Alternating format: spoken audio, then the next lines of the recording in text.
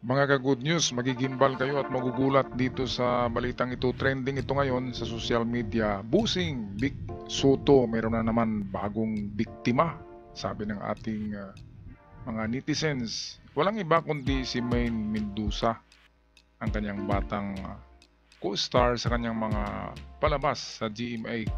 Well, ito ang mga chika ng ating mga chikadurang vloggers sa YouTube tungkol sa dalawang ito. Vic Soto at Maine Mendoza humarap at inamin na sa publiko ang tunay nilang relasyon. Matapos nang maglabasan sa social media ang balita patungkol sa paghihiwalay ni Maine Mendoza at Arjo Ataide, ay mainit naman ngayong pinag-uusapan ng umano ay pagbubuntis nga ni Maine Mendoza at ang bali-balitang ang ama nga daw ng dinadala ni Maine ay ang co-host nito sa Itbulaga na si Bossing Vic Soto. Ito ang dahilan kung bakit naghiwalay ito sila Anjo Ataide at si Maine Mendoza dahil sa nagkaroon ng hearing. Nakarinig ng chismis si Anjo Ataide na itong si Maine Mendoza ay chika bibs pala nitong si Vic Soto. At sabi ng mga chick boys ay meron daw ito gayuma sa mga babae. Tinatawag na San David Gayuma. King David Gayuma. Kasi si King David sa kanyang kabataan ay mayroong mga umabot yata sa 1,000 babae ang na-involved sa buhay ni King David. Kaya ginagamit na gayuma ang tinatawag na San David ang gayuma ng mga lalaki para sa mga babae. Itong si Vic Soto, 70 plus na ito eh. Nagpapaano lang yan, nagpabikibilo.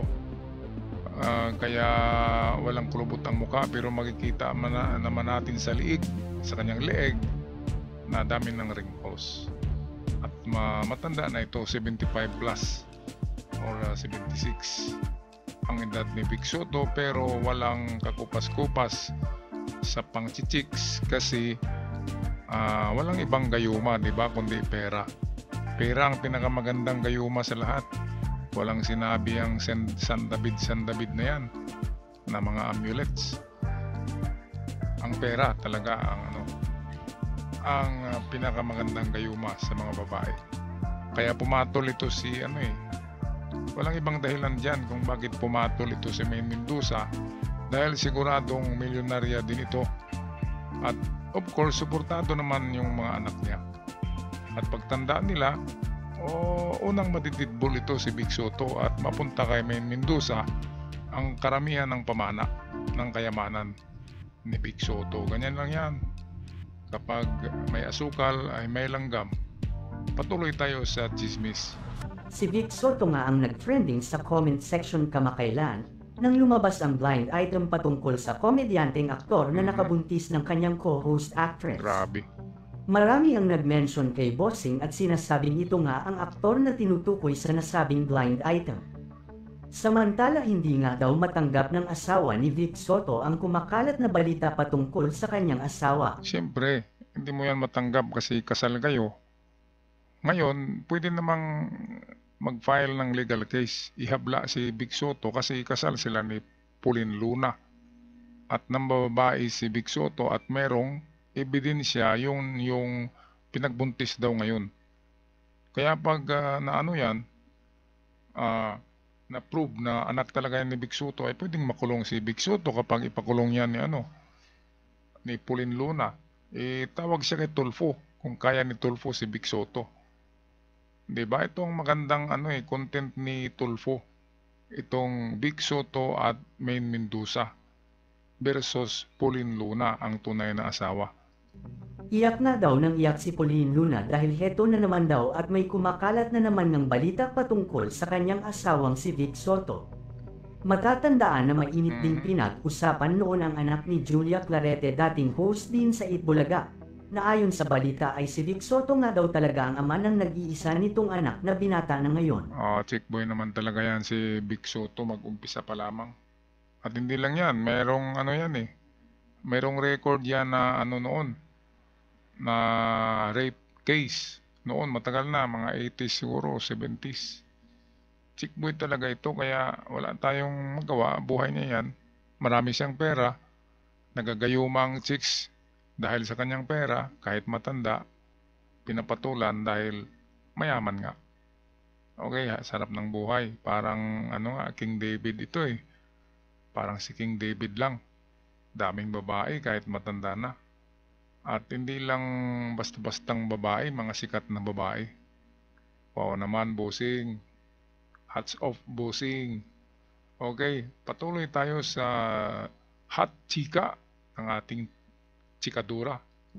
Tinanggap nga daw ni Pauline ang tungkol dito kahit pa mag-asawa na nga daw sila nang aminin ni Vic ang buong katotohanan sa namagitan sa kanila ni Julia Clarete. Ngunit sa pagkakataon nga daw na ito ay hindi na matatanggap pa ni Pauline ang isyu patungkol kay Vic at Maine sa pagbubuntis na ito ngayon ni Maine. Hindi nga daw akalain ni Pauline na magagawa ito ni Vic sa kanya gayong dalawa na ang anak nila ngayon.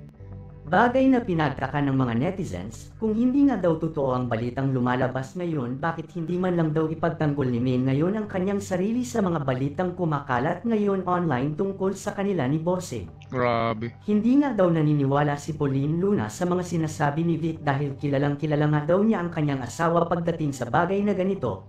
Kayang-kaya nga daw gawa ng paraan ni Vic lahat para lang hindi masira ang kanyang pangalan sa publiko. Ayan, siguro malaking ibabayad dito si Vic kay Pauline Luna para hindi ito mag-file ng kaso. Kasi under sa ating batas, ayan ay yung pangbababae. Kapag kasal ka at nakabuntis ka ng iba o napatunayan na mayroon kang ibang babae, pwede kang ipakulong ng misis mo, ihabla. Kaya dito ay merong right si Pauline Luna dahil siya ang unang asawa, di ba? At kung ihabla niya yan, siguradong magbabayad si Vic Soto ng malaki. Ayun na lang ang gawin ni Pauline kasi pumatol naman siya kay Vic. Alam niyang babaero. Kaya dapat yan, pagpirahan na lang yan. Ihabla yan para magbayad kay Pauline Luna ng damages. At ang huling halakhak ay nasa kay Pauline Luna dahil sa talagang malaking malaking ibabayad ni Vic Soto diyan para hindi siya masisira at hindi makulong. Well, hindi lang ito ang chika na narito sa internet ngayon. Meron ding mga chika na nagsasabi na kumpirmado na buntis si Maine Mendoza at ang mga anak nito ay kambal talaga. Hindi basta-bastang buntis kundi kambal na baby boy. Well, narito ang ulat. Ang masayang balitang ito ay binahagi nila sa isang espesyal na episode ng kanilang programa na agad naman naging viral sa social media at pinag-usapan ng mga netizens. Si Vic Soto, isang batikan komedyante, aktor at host at si Maine Mendoza na sumikat bilang Yaya Dab sa kalisere ng Itbulaga ay kilalang magkaibigan at magkasangga sa industriya ng showbiz. Matagal na nilang pinapasaya ang publiko sa kanilang tambalan kaya't naging malaking sorpresa at kasiyahan ng balitang ito para sa kanilang mga tagahanga. Ayon sa pahayag ni Vic, labis sila nagsasabik ni Maine sa pagdating ng kanilang mga anak. Isang malaking biyaya ang dumating sa amin ni Maine at sobrang saya namin na kambal ang magiging anak namin. Ayan, kambal daw. At teka, naguluhan ako. Bakit sinapubliko nila yan? Alam naman nila na kabit lang itong si Maine Mendoza dahil sa mayroong asawang si Pauline Luna, itong si Vic Soto. Kaya pwedeng magkaroon ng kaso dito si Vic Soto. Pero sobrang diba?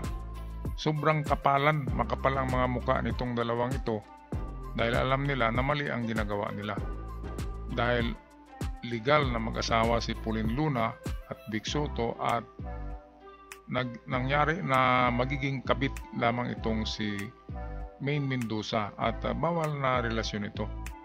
At pwedeng ihabla nga ni Pauline Luna si Vic Soto. Ngayon, nandun na daw sa Amerika si Pauline Luna kasama ang kanyang mga anak. Kaya sigurado, meron ng diyan, areglo si Bossing. Siguro babayaran niya ng damages si Pauline Luna, bilhan ng sports car, ng mansion sa Amerika para manahimik na at hindi sila guguluhin. Ngayon, dito naman siya sa bagong bebot. Batang bata, talagang mahilig si Bossing ng presko. Nako, Bossing. Hanggang kailan kaya magiging ganito si Vic Soto? Anyway, nangyayari naman yan kahit sa Biblia na mayroong mga taong maraming asawa. Kaya buhay nila yan, tayo'y makichika-chika lang. Tapusin natin ang video. Hindi namin inaasahan ito pero sobrang aming pasasalamat. Ani Vic, habang hindi maitago ang saya. Okay, so dito lang nagtapos ang ating pagkichika, pakisaw-saw sa mga mainit na isyong ito tungkol kay Vic Soto at Maine Mendoza. Hanggang sa muli mga ka-art lover. Paalam at ingat kayong lahat.